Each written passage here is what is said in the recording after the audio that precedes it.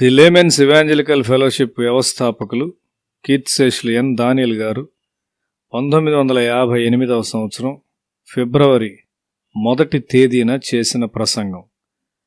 వాక్య పఠన భాగము లూకాసు వార్త 17వ అధ్యాయం.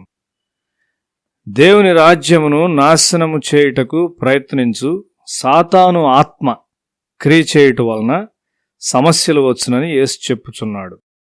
దేవుని పిల్లల మధ్య ఏకత్వం వచ్చినప్పుడు దేవుని రాజ్యం వచ్చుట అని అర్థం.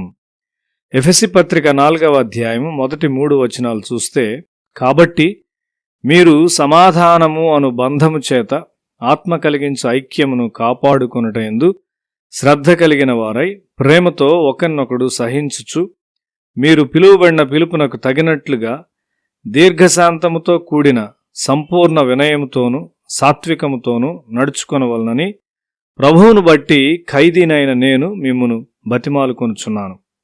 మనము సమాధానము అనే బంధమును కాపాడుకొనుటకు ప్రయత్నము చేయవలసి ఉన్నాము. మన హృదయంలో అభ్యంతరములు రాకుండానట్లు మనము జాగ్రత్తగా ఉండవలసి ఉన్నాము. కొంతమంది వారి సహజమైన స్థితితో దేవుని రాజ్యాన్ని కట్టుటలో సహాయపడడానికి ప్రయత్నిస్తారు.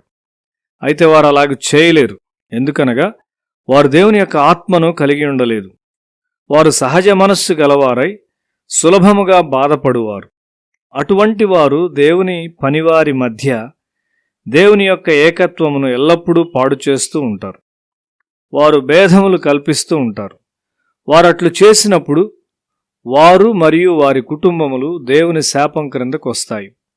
శిష్యులు తమ విశ్వాసమును వృద్ధి పొందించమని ప్రభువును అడిగారు.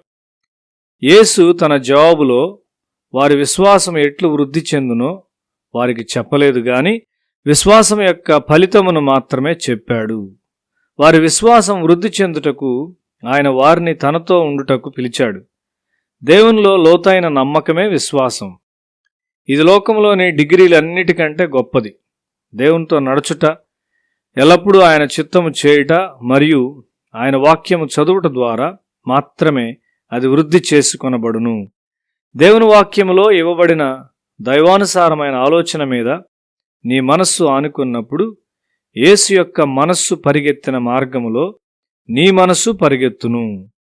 ఈ స్థితిలో దేవుని నడిపింపునకు నీవు విధేయునిగా ఉండగలవు. విశ్వాసం అనేది ఒక గొప్ప శక్తి. నీవు ఆత్మ ద్వారా జన్మించినప్పుడు విశ్వాసం ప్రారంభమై నీవు దేవుని వాక్యాన్ని చదువుతూ వ్యక్తిగత సేవ చేస్తూ ఉండగా విశ్వాసము క్రమంగా వృద్ధి చెందుతుంది. దేవుని వాక్యాన్ని ఆస్వాదించు ప్రతి మనస్సు ఒక శక్తివంతమైన మనస్సుగా తయారవుతుంది. లూకాసు వార్త 17వ అధ్యాయం 20వ వచనములో దేవుని రాజ్యం ఎప్పుడు వచ్చునని పరిసయ్యులు ఆయన అడిగినప్పుడు ఆయన దేవుని రాజ్యము ప్రత్యక్షముగా రాదు అని చెప్పాడు. దేవుని రాజ్యము ఎక్కడి నుండో వచ్చునని పరిసయ్యులు చూస్తూ ఉన్నారు. వారితోనే అది ప్రారంభమగునని వారికి తెలియదు. దేవుని రాజ్యం మీలోనే ఉన్నది. అది గర్భములో పసిబిడ్డ ఎదిగినట్లు మీలో ఎదగవలసి ఉన్నది. దేవుని రాజ్యం యొక్క శక్తులు యేసు జీవితంలో ఆయన బాప్తిస్మం తరువాత బయలుపరచబడినవి. ఈ శక్తులు క్రీస్తునందు వృద్ధి చెందు ఒక మనిషిలో కనిపించును. యేసుతో జీవించి ఆయన మాట విని ఆయన పునరుత్థానంలో నమ్మకముంచిన పేతురు యొక్క జీవితము పరిచర్యలో ఈ శక్తులు క్రియ చేసినవి. మొదటి ఆదాము యొక్క ప్రాథమిక సూత్రములు మన యందున్నవి గాని అవి సిలువ యొద్ద చంపబడినవి. మనము మొదటి ఆదాము చేత సృష్టించబడిన సమాధి నుండి బయటకు వచ్చి రెండవ ఆదాము యొక్క జీవితంలోనికి వచ్చాము. నీవు ఒక సామాన్యమైన వ్యక్తివి కాదని ఒక దినాన లోకము నిన్ను చూస్తుంది. లోకము నిన్ను ఒక శక్తిగా చూస్తుంది. ఇప్పుడు మొదటి ఆదాము స్వభావము మరియు రెండవ ఆదాము స్వభావం మధ్య పోరాటమున్నది. నీవు ఏ స్వభావాన్ని పోషించబోచున్నావు? నీవు సినిమాలకు వెళ్తూ లోక ప్రజలతో కలిసిమెలిసి ఉన్నట్లయితే పాత ఆదాము స్వభావం బలపరచబడుతుంది. క్రీస్తు నీలో నాటినది ఏదో అది నీలో ఉన్నది. నీవు దాన్ని పోషించినట్లయితే ఒక దినాన ఒక గొప్ప ప్రళయం వలె దాని బలమైన శక్తులతో క్రియచేయు ఒక అగ్ని పర్వతం వలె ఉంటుంది.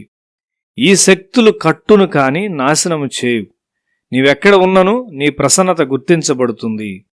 అబద్ధికులైన అననీయ సప్పీరాలకు పేతురు వలన ఏ విధముగా శిక్ష విధించబడిందో అదే విధముగా నీవు కూడా కొన్ని సమయాల్లో ఇతరులకు పేతురు వలె ప్రమాదమునకైన కారణముగా ఉంటావు. దేవుని రాజ్యం మీ మధ్య ఉన్నది. దేవుని యొక్క కృపగల ఆత్మ మీ మీద కదులుచున్నాడు. ఒక దైవజనుడు బలమైన చిత్తమును మంచి కొరకు కలిగి ఉండును. నీవు ఏ విధముగా తయారవ్వాలో దేవుని అడగవద్దు. దేవుడు దాన్ని ఎరిగి ఉన్నాడు. లోక సంబంధమైన గొప్ప విషయాల వైపు లక్ష్యముంచవద్దు. క్రీస్తు నీలో వృద్ధి చెందుచున్నాడు. ఆయన సంపూర్ణ స్వభావము నీలో చూడనిమ్ము.